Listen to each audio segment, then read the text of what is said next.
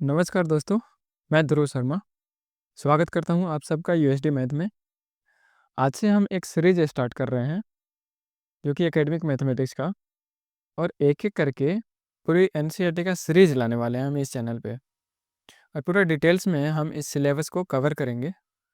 तो स्टार्ट करते हैं आज की पहली क्लास। और आज की क्लास में हम शुरू कर रहे हैं क्लास 10th के chapter 3 pair of linear equation in 2 variable, जो कि कम्प्लीटली न्यू सिलेबस पे बेस्ड होने वाली है। चैप्टर स्टार्ट करने से पहले हम इसका बेसिक्स इन्फॉर्मेशन देखेंगे कि क्या-क्या हमें पढ़ना है, जिसके बेस पे हम क्वेश्चन को सॉल्व कर पाएँगे आगे।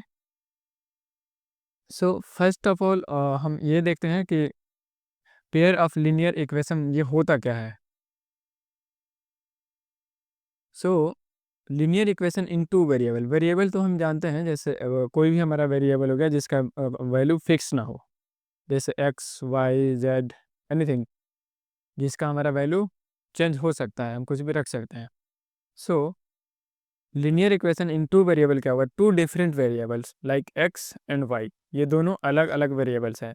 इसका वैल्यू कुछ और हो सकता है, ले सकते हैं, इसका वैल्यू कुछ और ले सकते हैं। An expression in the form of ax plus by plus c is equal to 0 where A b and c are real number. A B c क्या होना चाहिए? इसमें रियल नंबर होना चाहिए। और a and b is not equal to 0 because a x plus B Y plus C is equal to अगर 0 है, तो अगर इसमें ए अगर हमारा 0 हो जाए और बी हमारा 0 हो जाए, तो ये पूरा टर्म क्या हो जाएगा? 0 हो जाएगा। और ये भी टर्म हमारा क्या हो जाएगा? 0 हो जाएगा। ए और बी हमारा 0 नहीं होने चाहिए इस केस में। This type of equation is called linear equation in 2 variable x and y. अगर हम यहाँ पे पी एंड क्यू ले ले कोई वैल्यू, तो वो हमारा क्या कहला जाएगा? Linear equation in 2 variable P and Q. तो कुछ भी ले सकते हैं इसमें, जरूरी नहीं कि हम एक्स एंड वाई ही लें। सोल्यूशन ऑफ लीनियर इक्वेशन क्या होता है? अगर इस टाइप का हमारा कोई एक स्टैंडर्ड, जैसे ये हमारा कोई एक स्टैंडर्ड फॉर्म हो गया, A x plus B Y plus C is equal to 0, then अगर एक्स हमारा कोई अल्फ़ा हो रहा है और एक्स इस इक्वेशन में कोई तो हमारा वैल्यू होगा एक्स और वाई का, तो हमने ले लिया अल्फ़ा, एंड वाई का हमने वैल्यू ले लिया बीटा।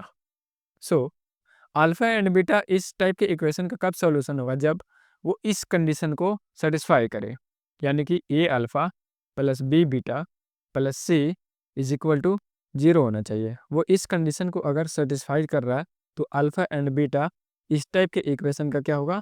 सॉल्यूशन कहलाएगा। If a alpha plus B beta plus C is not equal to 0, अगर अल्फ़ा एंड बीटा का वैल्यू इस टाइप के इक्वेशन में रखने पे 0 नहीं आ रहा है, तो वो हमारा दिए गए इक्वेशन का सॉल्यूशन नहीं होगा। Alpha and beta is not solution of the given equation. अब देखते हैं हम pair of linear equation in 2 variables.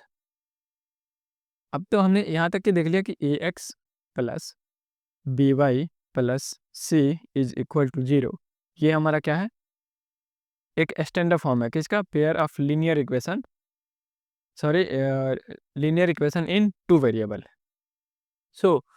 Pair देखते हैं, इसका पेयर कैसे बनाएंगे? Two linear equation in same two variables are called a pair of linear equation in 2 variables. The most general form of the pair of linear equation is क्या होगा? a1x plus b1y plus c1 is equal to 0, equation 1. a2x plus b2y plus c2 is equal to 0, equation 2. तो ये हम दो equation का pair बना ले, वही तो हो गया हमारे पास pair of linear equation in 2 variables, where A B C इसमें हमारा क्या होना चाहिए? रियल नंबर होना चाहिए, सच दैट a1 का स्क्वायर, यानी कि इस इक्वेशन में a1 का स्क्वायर प्लस b1 का स्क्वायर, इसका यानी कि x और y का कोएफिशिएंट, जैसे a1 और b2 का स्क्वायर हम अगर करें, तो वो क्या नहीं होना चाहिए? 0 के बराबर नहीं आना चाहिए। सिमिलरली a2 का स्क्वायर प्लस b2 का स्क्वायर 0 नहीं होना चाहिए। नेक्स्ट क्या है हमारा? A pair of linear equation in 2 variables can be represented and solved by. कौन कौन से मेथड से बना सकते हैं हम इसको? एक होता है ग्राफिकल मेथड एंड एक होता है अलजेब्रिक मेथड।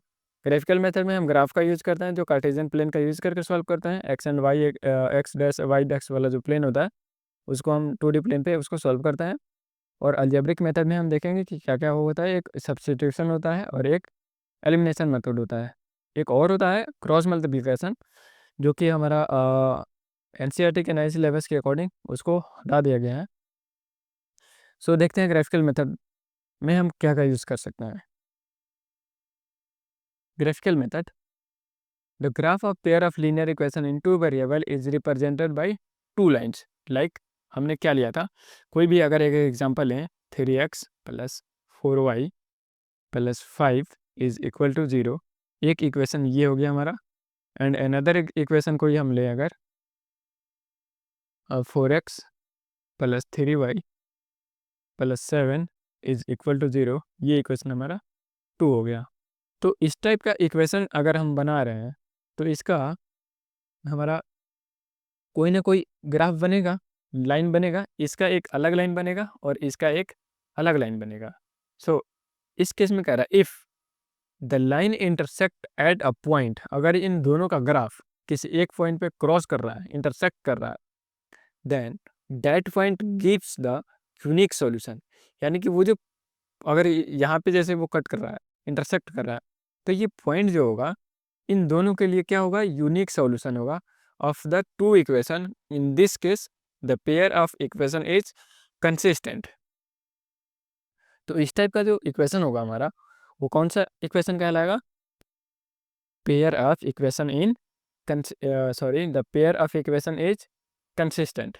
क्या कहलाएगा वो, the pair of equation is consistent.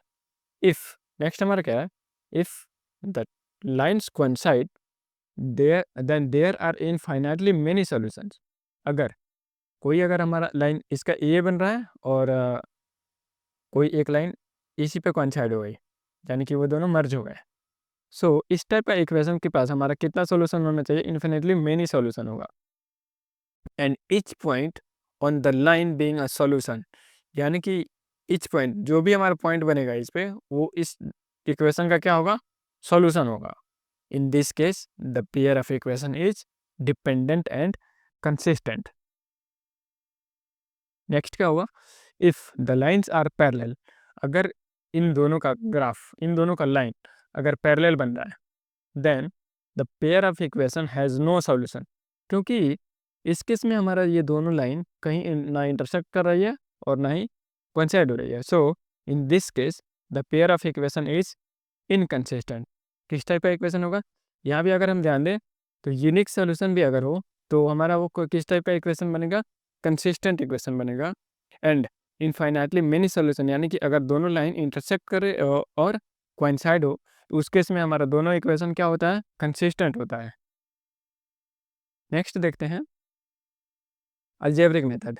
Algebraic method में कौन कौन सा हमारा होगा, हमने बताया था अभी कि एक होता है सब्स्टिट्यूशन मेथड एंड एक होता है एलिमिनेशन मेथड। सो इस केस में हम क्या कहते हैं, थोड़ा सा ब्रीफ देख लेते हैं, क्योंकि हम इक्वेशन को जब सॉल्व करेंगे, क्वेश्चन को सॉल्व करेंगे, तो हमारा ज़्यादा क्लियर हो जाएगा। जैसे 3x plus 4y plus 5 is equal to 0, equation 1 हो गया ये। 9x plus y plus 3 is equal to 0, equation 2 हो गया। तो सब्स्टिट्यूशन मेथड में क्या होता है, एक इक्वेशन का कोई एक वैल्यू निकाल लेता है। जैसे ये 3x is equal to 5 minus 4y करें तो x इज इक्वल टू क्या मिलेगा, 5 माइनस 4y अपॉन 3। और इस x का जो वैल्यू मिला हमारा, इसको ले जाके हम इक्वेशन 2 में रख दें, वही होता है हमारा क्या, सब्स्टिट्यूशन मेथड। एलिमिनेशन मेथड में हमारा क्या होता है, x plus y plus 3 is equal to 0, कोई एक इक्वेशन दिया हुआ है, and another equation x minus y plus 5 is equal to 0, ये कोई सेकेंड इक्वेशन दिया है। तो इस केस में क्या होता है हमारा, किसी एक वेरिएबल को हमें एलिमिनेट करना होता है। सो इन दोनों को सम करके अगर हम साइन चेंज करें, ये माइनस हो गया, ये प्लस हो गया, ये माइनस, तो ये एक हमारा वेरिएबल एलिमिनेट हो गया। सो ये क्या हो जाएगा, 2y minus 2 is equal to 0, और 2y is equal to 2, hence y is equal to 1। तो ये हमारा क्या होता है, एक एलिमिनेशन मेथड। नेक्स्ट हमारा क्या है, if the pair of linear equation is given by a1x plus b1y plus c1 is equal to 0 and a2, जैसे हमारा कोई एग्जाम्पल ले लें, 3x plus 4y plus 5 is equal to 0 and another ले लें। तो इसमें अगर हम देखें तो a1 कितना है, a1 है 3, b1 कितना है 4 एंड c1 कितना है 5 एंड अनदर एग्जाम्पल अगर लें 6x plus 5y plus 3 is equal to 0, तो इस केस में हमारा क्या हो जाएगा, a2 कितना हो जाएगा 6, b2 कितना हो जाएगा 5 एंड c3 कितना हो जाएगा 3। सो हम यहाँ पे देख रहे हैं, कह रहा है कंडीशन एक में कह रहा है कि a1 upon a2 is not equal to b1 upon b2। a1 upon a2 यानी a1 कितना है 3, देखते हैं कि 3 अपॉन a2 यानी कि 6 is not equal to b1 upon b2 यानी कि b1 कितना है इसमें 4 एंड b2 कितना है इसमें 6।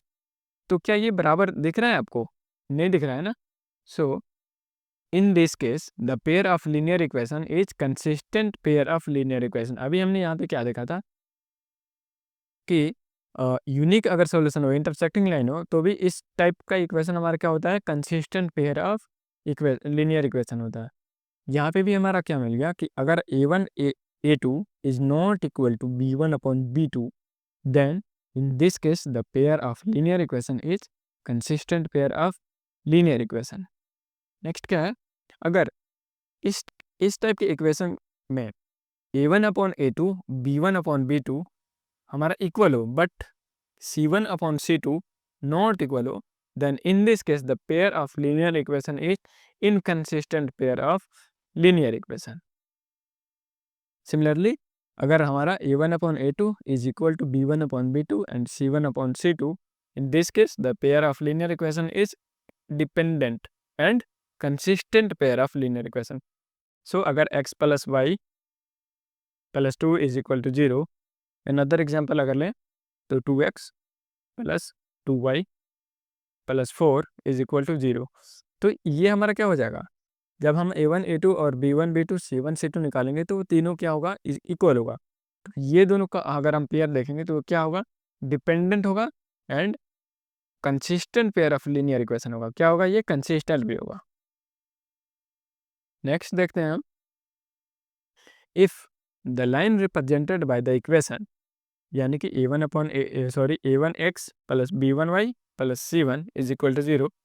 अगर रियल एग्जांपल है कोई यहाँ पे तो 3x plus 9y plus 4 is equal to 0, ये इक्वेशन 1 हो गया। And 4x plus 2y plus 5 is equal to 0, ये इक्वेशन हमारा 2 हो गया। अब देखते हैं अगर दो इक्वेशन हमारा दिया हो, यानी कि अगर हम यहाँ से ये लें तो इस केस में अगर a1 अपॉन a2 और b1 अपॉन b2 इक्वल है, नॉट इक्वल है, तो इसका ग्राफिकल रिप्रेजेंटेशन क्या होगा, इंटरसेक्टिंग लाइन। अभी हमने देखा था ना यहाँ पे कि ये हमारा अगर कर रहा है तो कंसिस्टेंट होगा ही, साथ में अगर a1 upon a2 is not equal to b1 upon b2 तो इस टाइप का इक्वेशन क्या होगा, कंसिस्टेंट होगा। तो यहाँ पे भी हमने देखा था कि इस टाइप का इक्वेशन हमारा क्या होना चाहिए, कंसिस्टेंट होना चाहिए। सो कह रहा है कि अगर a1 अपॉन a2 और b1 upon b2 is not equal to है तो वो इसका ग्राफिकल रिप्रेजेंटेशन क्या होगा, intersecting lines, and algebraic representation क्या होगा, यूनिक सॉल्यूशन, यानी कि एग्जैक्टली वन सॉल्यूशन, जैसे कि वो एक ही पॉइंट पे क्या कर रही है, इंटरसेक्ट कर रही है। सेकंड क्या है हमारा, अगर तीनों बराबर है, उसका a1 अपॉन a2 और b1 upon b2 and c1 upon c2 तीनों बराबर है, तो इसका ग्राफिकल रिप्रेजेंटेशन क्या बनेगा, कोइंसिडेंट लाइन, यानी कि दोनों लाइन हमारा क्या हो गई, एक ही लाइन पे वो मर्ज हो गई है। और इसका अलजेब्रिक रिप्रेजेंटेशन क्या होगा, इन्फिनिटली मेनी सॉल्यूशन, क्योंकि वो जब दोनों लाइन एक ही लाइन बन गई तो वो एक दूसरे को इन्फिनिटी टाइम्स पर वो क्या कर सकती है, इंटरसेक्ट कर सकती है। सेकंड क्या है, थर्ड क्या है हमारा, अगर दो इक्वेशन दिया हो तो a1 अपॉन a2 और b1 अपॉन b2 इक्वल हो but c1 upon c2 equal नहीं हो, तो उसका ग्राफिकल रिप्रेजेंटेशन क्या बनेगा, parallel line, and algebraic representation क्या बनेगा उसका, नो सॉल्यूशन। तो इस टाइप के इक्वेशन से हमारा क्वेश्चन आता है ऑब्जेक्टिव में, और सीबीएसई क्वेश्चन में हो या फिर कई सारे बोर्ड एग्जाम हो, वहाँ से ऑब्जेक्टिव क्वेश्चन बन सकता है कि अगर किसी इस टाइप के दिए गए इक्वेशन में अगर ये इक्वल नहीं है तो उसका अलजेब्रिक रिप्रेजेंटेशन क्या होगा या फिर ग्राफिकल रिप्रेजेंटेशन क्या होगा. So that's all for today's class.